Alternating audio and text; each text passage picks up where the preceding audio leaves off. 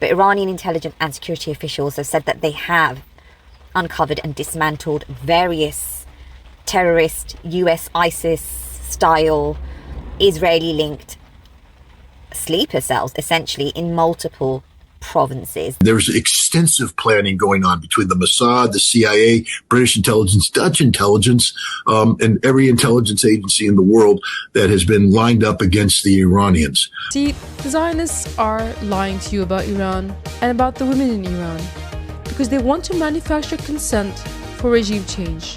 No, Israel is not driving the protests in Iran. And no, the Iranian people who are bravely taken to the streets are not foreign agents.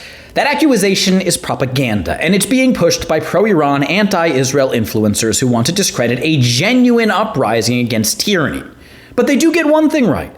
Jews are at the front lines of standing up for the Iranian people. Not because they control the protests, but because they recognize the threat. The same regime that brutalizes Iranians, the same ideology that crushes women, silences dissent, and murders protesters is the same ideology that openly calls for the destruction of the Jewish people. This is an existential fight for both Iranians and for Jews. Jews and their allies have been pushed to the front lines of defending liberal democracy because they're always the first target when tyrannical movements arise.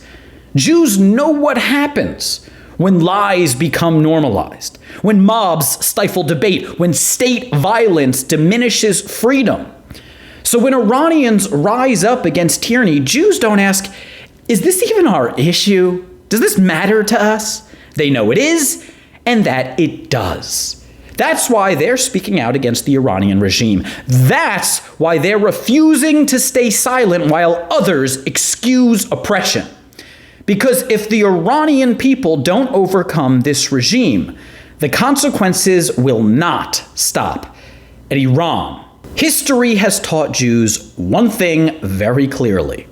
When freedom loses somewhere, it loses everywhere. So Jews stand with the Iranian people, not because they control their movement, but because their fight and the Jewish fight are deeply connected. Long live the Iranian people.